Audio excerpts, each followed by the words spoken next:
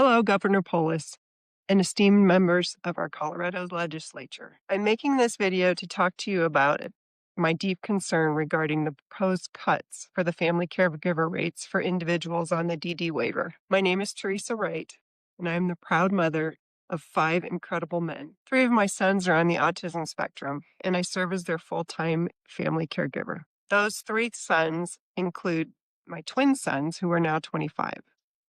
They are profoundly impacted by autism, mostly nonverbal, and require 24/7 care and supervision. My boys are extraordinary human beings. I've learned more from them than I could ever express, but their care is intensive, complex, and deeply personal. For instance, one of my sons, Seth, eats a homemade pizza every single night, but only if it's made by me. That may sound like a small detail, but it's one of hundreds of unique needs and preferences that only close family understands. It would take years for someone new to learn all of them. A typical day starts for me with preparing their meals, administering medications, helping them get dressed, managing their hygiene, and ensuring that they're having meaningful activities and social interactions. My responsibilities also include scheduling and attending their medical appointments, tracking their progress, completing daily charting, and staying on top of all the required documentation, in addition to shopping for their very specific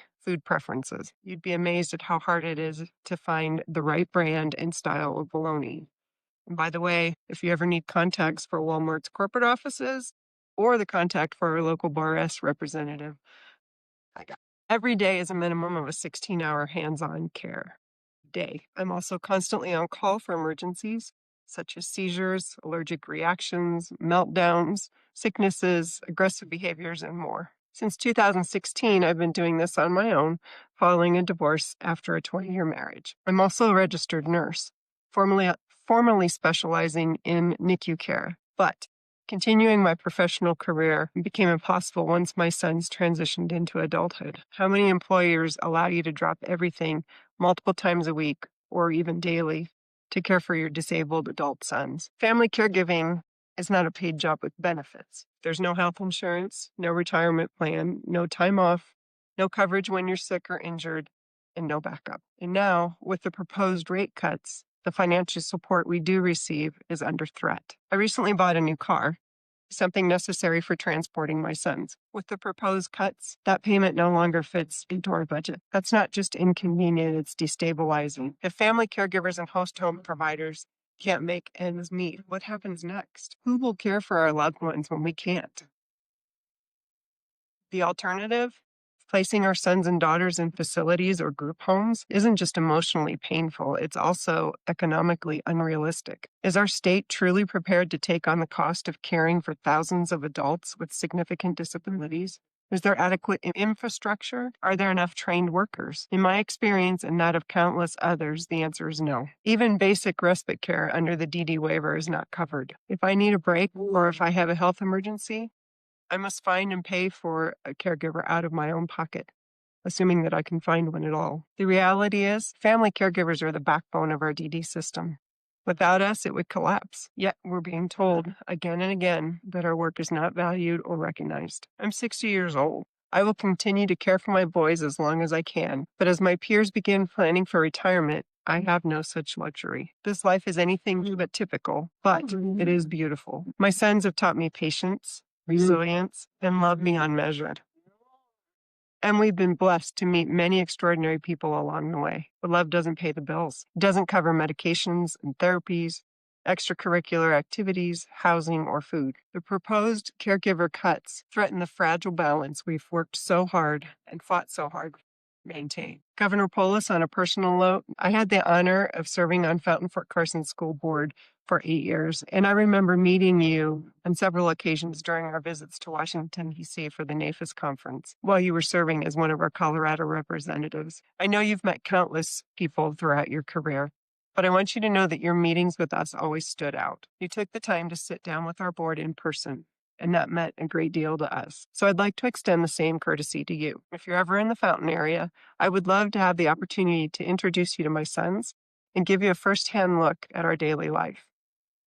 the care that they require, and the deep connection we have with our community. Please, I urge you, reconsider these cuts. Invest in families, invest in the well-being of our most vulnerable citizens, and acknowledge the value of caregivers who are giving everything every single day. I want to thank you for your time, attention, and service. And I hope that we can work together to find a solution to preserve and protect our Colorado family caregivers. Thank you very much. Hello, my name is April Warren. I am the sole family care provider for my son, Shane. I adopted Shane when he was just an infant out of the foster care system along with his sister. They were in a really bad situation. When Shane was 7 years old, some doctors at Children's Hospital Denver actually tracked me down and let me know that they believed Shane had a very rare genetic disease called phosphoglycerate kinase deficiency, which he does. They didn't expect him to survive to be 18 years old. It's a terminal diagnosis. He's 21. So with the help of a really good medical team and a lot of love and a lot of really good care, we've been able to keep him stable for longer than expected. But eventually he will succumb to his disease. It's very debilitating. He's in bed most of the time. Some days he doesn't leave the bed at all when he's just too weak. He has muscle deterioration, which causes him to be in rapid dialysis almost all the time. It's very painful for him to move, really, to walk, to sit up. So Shane requires help with all of his ADLs. I do everything for Shane. I have to help him with everything: showering, dressing, bathing, toileting, food, everything. I love Shane, so I give him the best quality of life that I possibly can. It is hard. It's a 24/7 job, but I very much appreciate the DD waiver and what that affords Shane. The income that I get as his family care provider is paramount in my ability to be home with him. If I didn't have that income or that income was reduced, I would have to figure out a way to make up for it, to make ends meet for my family. So I hope that you will consider that there are families like me out here that really do depend on it, and it's a big deal for us. And thank you for taking the time to listen to my video, and I wish you all well. Hi, my name is Misty Hall, and I'm the mother of 4 incredible children. And today I want to tell you about my daughter, Summer, who's 18. Summer has autism, fetal alcohol spectrum disorder, mild intellectual disability, absence seizures, POTS, dysautonomia, and several other complex medical conditions. She functions at about a 7-year-old level and requires 24. A typical day with Summer means explaining everything step by step, multiple times. She needs help with all personal care, getting dressed, managing her hygiene, and taking her medications. Bath time is particularly challenging because of her sensory sensitivities and OCD tendencies. She's terrified of loose hair and becomes extremely distressed if anything in her environment is out of place. We have to carefully prepare her for every transition, every change in routine, because unexpected shifts can trigger shutdowns or emotional crises. But the hardest part isn't the routines, it's watching her suffer physically. Summer deals with constant nausea and vomiting, dizziness, crushing headaches, and debilitating fatigue. Most days she just doesn't feel well. And as her mom, I'm constantly working to keep her comfortable while also caring for my other kids who have their own needs. My youngest recently told me that she felt like her childhood was ruined because Summer gets all the attention. That broke my heart. Balancing everyone's needs when one child requires so much is the hardest thing I've ever done. The family caregiver funding is what keeps us afloat. Summer needs multiple doctors, specialists, therapies, and treatments. She has severe dietary restrictions, so grocery shopping alone is complicated and extremely expensive. Even with this funding, I still work another job so that I can ensure all of my children have what they need. If these funds are cut, I will likely have to take on additional employment during the hours my husband can be home. We'll have to make impossible choices about her treatments, what she can and cannot receive. We live in Colorado with no family nearby. There's no one else here who can step in. I have to rely more heavily on day programs, but what happens when Summer is too sick to attend? Who's going to care for her then? What worries me most is watching Summer decline. Without her consistent therapies and her treatments, she loses ground. She cannot work. She will never be able to support herself financially or live independently. This isn't temporary. Her disabilities are lifelong. There is no cure. If she could work like others, we wouldn't be here asking for help. I want to say this directly to Governor Polis and our lawmakers. When budget cuts must be made, please do not balance them on the backs of our most vulnerable Colorado citizens. These are people who cannot advocate for themselves. They cannot work. They depend entirely on compassion and commitment of our state. Summer deserves the chance to live with dignity, to receive the care she needs, and to stay home with her family who loves her. Please don't take that away from us. Hi. Bottom line, do not cut Medicaid waiver DD because, and this is coming from a host home provider's perspective. They already do not make enough money taking care of their loved one 24/7. And I can think of an individual in my mind that I care for in the day program, and his needs need 24-hour care. And I had to build a relationship to understand what his needs were, what his likes and dislikes were. And this individual, you have to have a lot of patience and love with him, and you have to be able to communicate. His family gave me those key to be able to help him and understand his needs and wants. And if you cut their funds, they're not going to be able to take care of him. They're going to have to go and find another job. And that's just going to help. Where would he go? Why not leave him with his family where he's happy and is loved and he's familiar with everything? Just don't cut the funds, okay? Ms. Amber Gaskey. I am a wife, a mom, and a caregiver. Every single day, I care for my husband, a medically retired veteran who served in both Iraq and Afghanistan wars. He came home with several injuries, including a traumatic brain injury. He now lives with PTSD, severe anxiety, and a sleep disorder. I also care for my adult son, who is autistic, has severe anxiety disorder, and suffers from seizures. I also care for my daughter, who is also autistic and struggles with PTSD and severe anxiety. Our days start at 5 a.m. and often don't end until late at night. Sometimes not at all. Because my children need structure and routine. Without it, everything can spiral into a meltdown, self-harm, fear, and pain. It is exhausting, but it also full of love.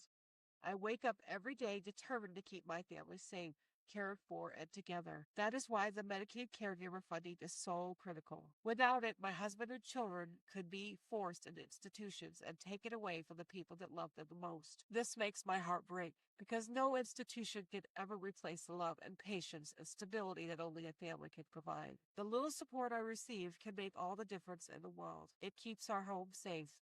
It helps us to put food on our table. It keeps a roof over our head. And it also allows me to stay by the people who need me the most. I sacrifice financial security. I've even gone without a car. But I never give up on my family. Governor, I plead with you. Please don't take away Medicaid family caregiver funding. Without it, it would cost much more in the long run. This is not just about money, it's about humanity. It's about keeping families whole. Please protect Medicaid family caregiver funds so families like mine can stay together. Thank you. Hi, I'm a 70-year-old woman, and I've been taking care of my son for 47 years. I'm a family caregiver. My son takes numerous medication, and he has Lennox gastritis syndrome, multiple seizure disorder, Parkinson's, dystonia, sleep apnea, narcolepsy, mentally challenged, and other medical condition. He has never been controlled with his seizures. He can dress himself except zipping and buttoning things. He can never be left alone. He's 24. You have to wipe him, bathe him, brush his teeth, shave him, cook and cut up his food, make sure he drinks enough fluids, and medicate him. He gets up numerous times at night. I'm lucky if I can get 4 hours of sleep without interruptions. I've been a nurse for 45 years. I was more fortunate than some because all my jobs worked with me. For the past 25 years, I have been a single parent. My ex-husband couldn't handle Thomas. I was fortunate my daughter would help when I was working, but she moved away 10 years ago to Kansas. I used to have a person that would take him, and I trusted him, but for the past 5 years, he doesn't sleep much during the night, and that person said it was just too much. If my son ever would have to go to a home, it would cost the government 3 times of what I get paid as a family caregiver, because he would have to be in a skilled nursing facility. He definitely wouldn't get the care and love he gets by me. I would take care of my son as long as I'm physically able to. Then at that time, my daughter would care for him. but she would have to quit her job to do so. For this state to lower the family caregivers rate is pretty sad. We don't really have a social life. Our life is consumed by meeting the needs of my son. I'm better off than some because now I'm semi-retired, but my calendar is full of appointments with specialists, tests, etc. Feel bad for other family caregivers because by cutting their pay, they may not be able to continue to take care of their child because they may be forced to go back to work to make ends meet and possibly have to make the decision to give up their child. Can you imagine how heartbroken that would be and the guilt they would have to contend with? Also, no one is going to care for and love their child the way they do. Imagine what the child would go through and how they would be. They wouldn't understand and probably start having behavior problems. These special people did not choose to be disabled. For some reason, God felt we could handle this, and at times it can be frustrating. But I'm blessed to have this child. He loves me for me. His love is unconditional. He never talks back. In his eyes, I'm wonderful. This type of love is hard to get because normal children move on. My name is Callie, and I'm on the DD waiver. Please don't cut anything, Governor Polaris, because without those waivers, I wouldn't be living where I am right now. I would be homeless with no one to turn to. Please, Governor Polaris, don't listen to what Donald Trump has to say. Listen to your conscience and listen to the people of Colorado. We need you. Please. Without water, I wouldn't be here today. And what is your name? Hello, my name is Aaron. And where do you live? At home with my mom, dad, and sister. What do you like to do for fun? And to go out with my mom on outings. And who helps you at home every day? My mom. And what do you need help with? Cooking and cleaning and other chores. How do you feel when they help you? I feel nice. What makes you happy in your life? And being with my family. And is there something that is hard for you to do without help? And cooking and cleaning. What would you like to tell Governor Polis or the people in charge? Please don't cut our funding.